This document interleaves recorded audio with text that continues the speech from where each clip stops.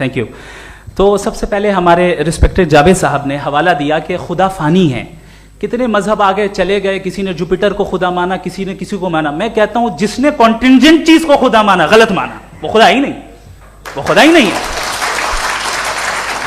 हम तो necessary being को साबित करने बैठे हैं, वो नेसेसरी कॉज जो इटरनल है, जो अबदी भी है और अजली भी है, हम किसी और को साबित करने नहीं बैठे। दूसरी चीज उन्होंने कहा कि फेथ एंड बिलीफ, ये एक ऐसी डेफिनेशन है फेथ की जो इन्होंने पहली मर्तबा पेश की है, या माफ कीजिएगा इन्होंने पहली मर्तबा पेश नहीं की है, रिचर्ड डॉकिंस ने पहली मर्तबा पेश की है। मुझे मालूम है ये सोर्स कहां से है। एपिस्टेमोलॉजिकली फेथ और बिलीफ का फर्क आप इस तरह नहीं कर सकते सर। फेथ सही भी होता है, गलत भी होता है, बिलीफ सही भी होता है, गलत भी होता है। जो लॉजिक, रीजन और एविडेंस से बैक्ड होगा वो फेथ सही होगा। और आप जिस फेथ की बात कर रहे हैं कि इलॉजिकल है और उसके पीछे नहीं है, तो we are on the same page.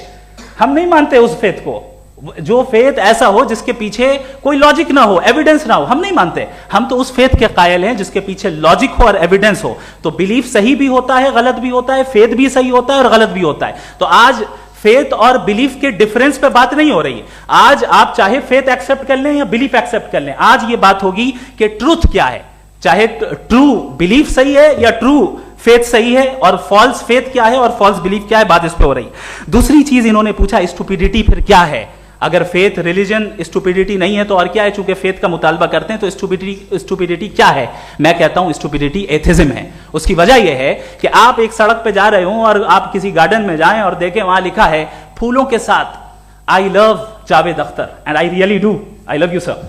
तो जब आप वहां पर पहुंचे तो वहां पहुंचकर अब ये बताएं, क्या आप ये कहेंगे वाह व्हाट अ नेचुरल सिलेक्शन?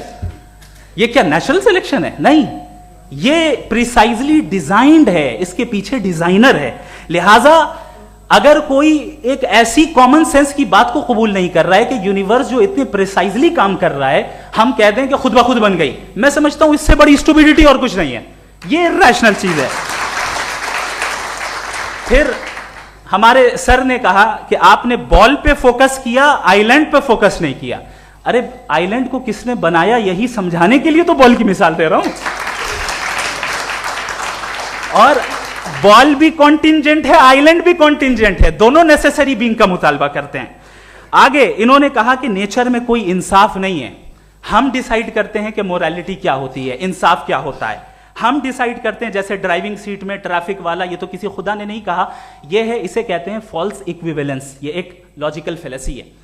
आपने जो है मिसाल दी ड्राइविंग की और ट्रैफिक की, ये सब्जेक्टिव मोरालिटी है। आप सब्जेक्टिव मोरालिटी को मिसाल बनाकर ऑब्जेक्टिव मोरालिटी के ऊपर नहीं थोप सकते। इंसाफ की ऑब्जेक्टिव मोरालिटी। अगर आप ये कहते हैं कि नेचर में इंसाफ नहीं है तो इंसाफ का न होना ये नेचुरल हुआ, तो फिर नेचर को नेचर रहने दे, क्यों हम इतना स्ट्राइव कर रहे हैं दुनिया में इंसाफ लाने के लिए? ये तो इलॉजिकल बात है, इर्रेशनल बात है। इसलिए बहुत सी चीजें ऐसी हैं जो ऑब्जेक्टिवली जो है इविल या गुड हैं, और बहुत सी चीजें ऐसी हैं जो सब्जेक्टिवली हैं। सब्जेक्टिवली जो मोरल होता है या इमोरल होता है उसको हम सोशल कंसेंसस से या पर्सनल प्रेफरेंस से डिसाइड करते हैं।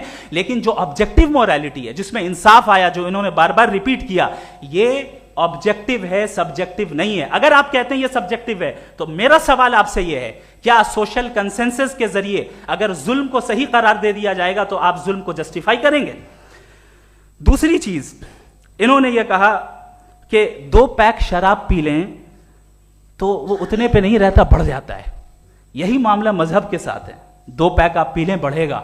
तो ये एक ऐसी मिसाल है, इसको कहीं भी फिट कर लें कि आप एथिज्म पे जब फिट करें, जब आप 2 पैक एथिज्म का लेंगे ना तो वो बढ़ बढ़ के नॉर्थ कोरिया बनेगा। Thank you.